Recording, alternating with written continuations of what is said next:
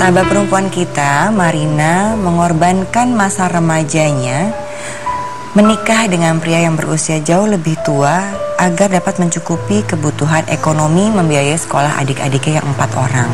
Kemudian uang yang diberikan oleh suami itu diterima oleh Marina untuk diberikan ke keluarga atau bagaimana? Diberikan ke saya, tapi saya berikan lagi ke orang tua.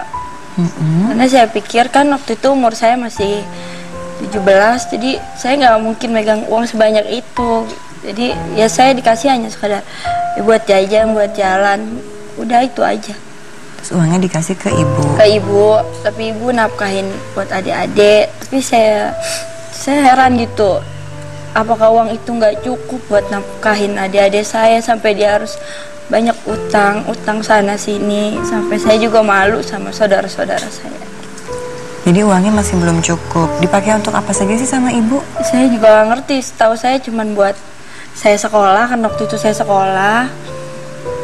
Buat adik-adik saya yang STM, yang kedua kan dia buat sekolah dia, karena kan biayanya lumayan mahal. Tetapi adik saya juga nunggak gitu, saya juga bingung untuk apa. Keberatan nggak saya boleh tahu berapa sih biaya dikasih itu? Ya dia sering ngasih seminggu 1 juta, seminggu 2 juta, atau ya semintanya saya aja. Tapi tetap dikasih? Tetap dikasih, dia nggak pernah nuntut apa-apa. Tapi si suami kamu ini nggak, gimana rasanya? Kan kata kamu hanya ketemu sekali-sekali. Perlakuannya sebagai istri gimana? Saya ingin tahu. Ya dia ngeluh, dia bilang, kenapa saya nikah sama kamu bukan buat nafkahin adik-adik kamu, tapi buat kamu, karena dia pengennya ngebantu adik saya yang kedua ini gitu. Tapi juga dia merasa gitu ya, kenapa jadi harus terus-menerus dikasih minta uang lagi gitu. Tapi kamu sama suami kamu sebagai hubungan suami istrinya berjalan dengan baik? Enggak.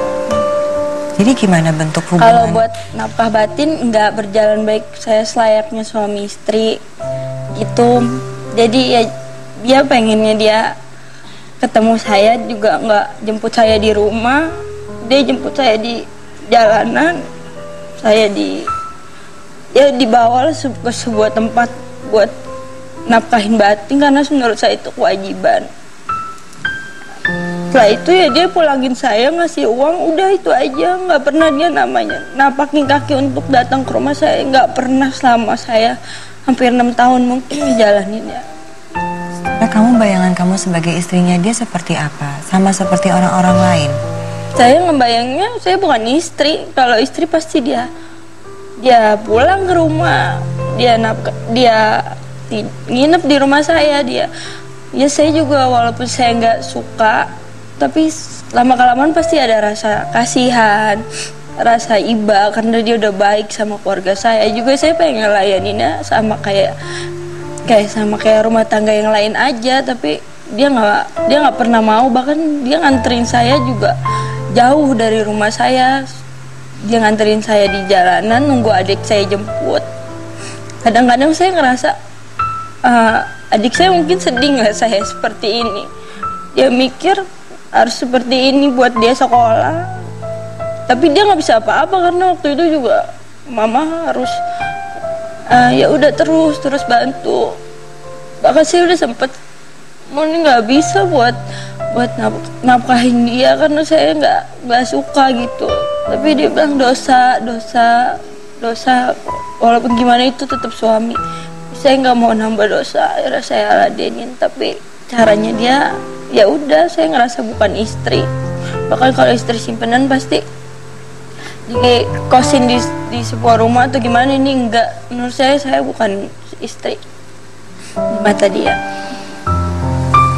Saya prihatin sama kamu ya, mengorbankan masa remajanya dan niat tulus gitu. Emang ya udah, kalau memang harus menikah saya menjadi istri begitu ya.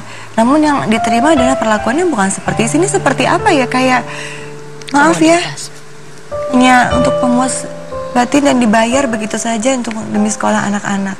Gimana nih Mbak Oki? Sekarang masih dinafkahi oleh beliau? Nafkah, iya. Nafkah secara harta masih diberikan? Iya, nafkah batin udah berapa lama nggak? Udah 2 tahun. Baik, adik laki-laki yang STM itu Dia ada di sini juga. sudah bisa bekerja sebenarnya. Ya. Baik, masalah tentang pernikahan yang tidak normal, tidak patut.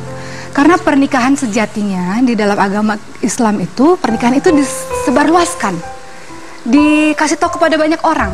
Pernikahan siri sah-sah kalau memang ada wali rukun menikahnya terpenuhi. Tapi berkebalikan dengan kalau menikah itu tidak boleh secara sembunyi-sembunyi. Pernikahan itu harus diumumkan, harus diberitahu kepada banyak orang supaya tidak terjadi fitnah. Tapi ini kan sembunyi-sembunyi, seperti kucing ya, sembunyi-sembunyi mencuri ikan tuh sembunyi-sembunyi. Berarti ini pernikahan yang dirahasiakan. Pernikahan yang dirahasiakan, yang di dalamnya juga tidak ada hal-hal yang bisa membahagiakan satu sama lain. Sekarang Mbak Marina sudah usianya sudah semakin bertambah, sudah semakin paham, sudah bisa bekerja dengan tangan sendiri. Adik sudah STM, laki-laki lagi, sudah bisa bekerja sambil sekolah juga. Jadi tidak perlu bergantung terus dengan laki-laki, dengan orang lain, karena kita bisa bekerja sepanjang badan kita sehat, pikiran masih jernih, kita bisa kerja kok dengan tangan kita sendiri.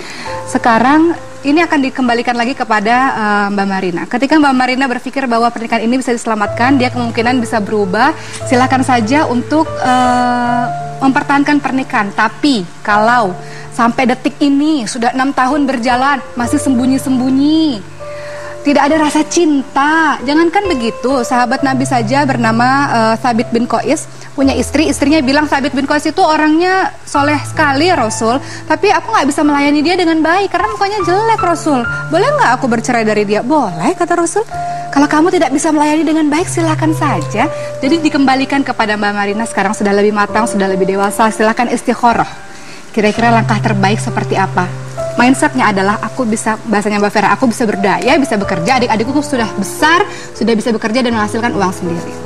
Tadi Mbak Marina sempat menyatakan gini bahwa ini kan menikah demi adik-adik, adik-adik sudah besar dan kemudian uangnya ternyata dipakai sama ibu untuk utang sana utang sini yang masih kurang terus gitu ya. Apakah emang ibu ada kegiatan lain gitu berfoya-foya mungkin atau apa ya? Enggak sih, berfoya-foya enggak, cuman dia kayak sakit hati mungkin sama papa saya ya, karena udah hampir 9 tahun mama digantung gitu aja. Nggak diceraikan? Iya, nggak diceraikan. Karena posisinya waktu itu mama belum cerai sama bapak. Ya udah, akhirnya dia mungkin suka sama laki-laki atau gimana, tapi dia salah milih laki.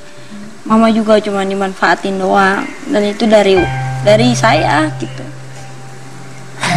Jadi Mbak Vera ini menikah untuk memilih adik-adik, tapi uangnya dipakai sama ibunya, ketemu sama laki-laki lain, dan ibunya justru dimanfaatin sama laki-laki itu. Iya. Benalu oleh benalu. Tapi intinya dalam psikologi kita menyebutnya maltreatment pada anak sebetulnya. Eksploitasi pada anak. Dulu pada saat Anda masih SMK. Namun sekarang Anda sudah kuliah. Sudah kuliah. Artinya pendidikan Anda memadai. Usia Anda sudah 23 tahun. Artinya sudah menuju dewasa. Dengan good heart seperti ini, saya percaya Anda akan terbuka luas sebetulnya kesempatan-kesempatan Anda di depan. Satu hal, kamu cinta nggak sih sama suamimu sebetulnya? Nggak cinta kan? Nah, nggak ada cinta di sini. Hubungannya tidak pernah seimbang. Si bapak nggak pernah ada. Anda tidak pernah diperlakukan secara equal. Tidak ada komunikasi yang memadai. Tidak ada peran suami, peran istri dalam rumah tangga. Saya khawatir. Dari awal sebetulnya tidak pernah ada rumah tangga dan pernikahan. Iya. Jadi nggak perlu diakhiri, karena nggak pernah ada dimulai sebetulnya. Baik. Ya, itu dia Mbak. Terima kasih Mbak Vera. Ini mudah-mudahan apa yang disampaikan sama Mbak Vera sama Mbak Oki bisa jadi pertimbangan kamu ya, karena masih muda, masih luas ke depan. Ya, ada kesempatan untuk bisa diambil. Yang setelah ini saya akan mengundang sahabat perempuan yang kedua, Mbak Yasi. Bagaimana kisahnya? Nanti setelah yang satu ini masih dalam curahan hati perempuan.